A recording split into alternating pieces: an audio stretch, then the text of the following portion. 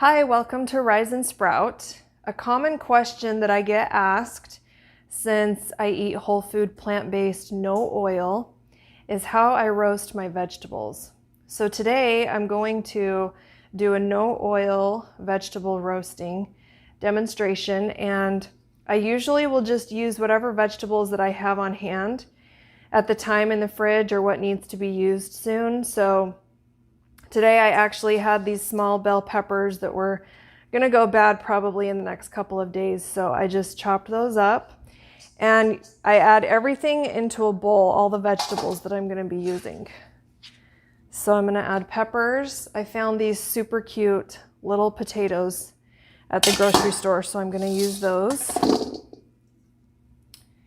And I've chopped up these mushrooms, not too small, because they're going to cook down quite a bit with their moisture. And here I have, this is turnip. I've never actually roasted turnip, but I wanted to try it. So that's going to go in. And then I have minced garlic here and some chopped up onion. Vegetables are in a bowl. I stir those up just to make sure that the garlic and the onion and everything is all distributed. And obviously you can adjust the amounts based on your family. I have a family of 7, so I usually make quite a bit.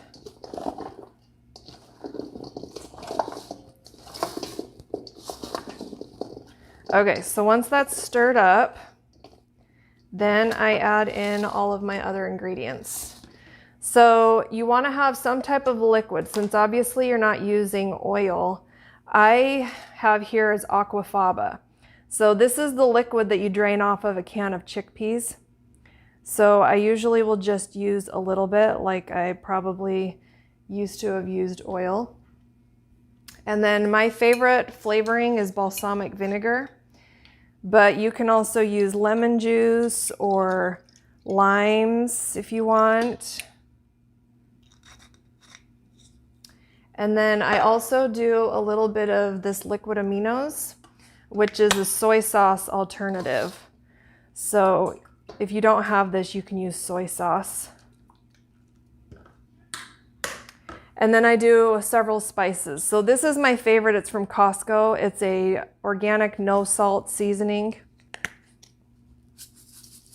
And it does have a little bit of a spice to it, so I don't usually do too much, depending on my family and their spice tolerance. And then this is garlic powder. Just a little bit.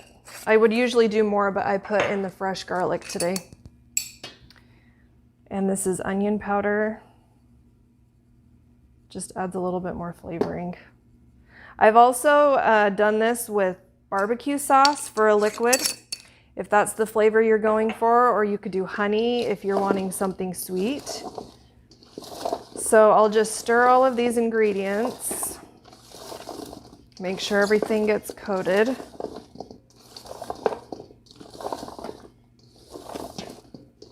And it smells really good.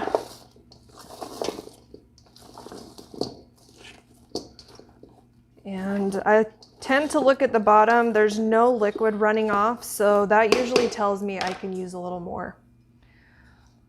So I like to use a little bit more, just because you can't go wrong with more flavor. And I'm going to use a little bit more of this.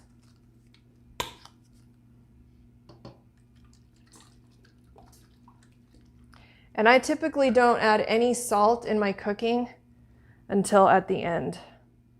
After I bring it out of the oven, I'll season it to taste. Just because the salt flavoring will get cooked down with the cooking, but the sodium content is still there, so it's better to season it at the end. All right, this is looking really good.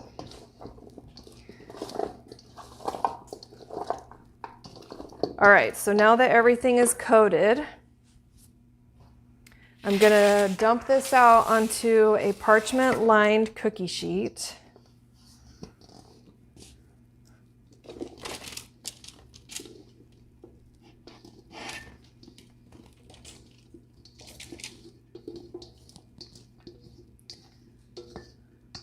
and then just spread it out nice and even.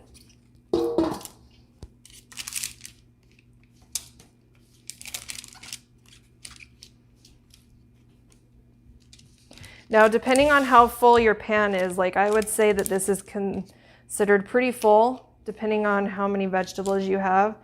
I would stir this halfway through the cooking. If you don't have a full pan, I wouldn't worry about the stirring in between, but you just want to make sure everything is getting evenly cooked.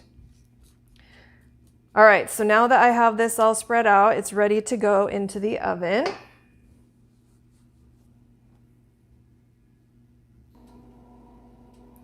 All right, I'm gonna put these in the oven. I always roast my vegetables no matter what it is at 425, just because it keeps everything easy. So depending on what I am cooking, I'll just adjust the time that it goes in for, but I usually go for 20 to 25 minutes. So all right, I just removed these vegetables from the oven. They're done, and the potatoes are perfectly done. I stabbed a fork in them.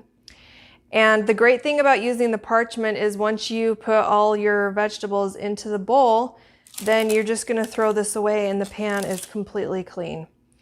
But don't be afraid to get creative with all of your seasonings and the wet ingredients or sauces that you want to use, because the vegetables are good with anything. So let me know what you end up using. I'd love to hear your combinations. Thanks.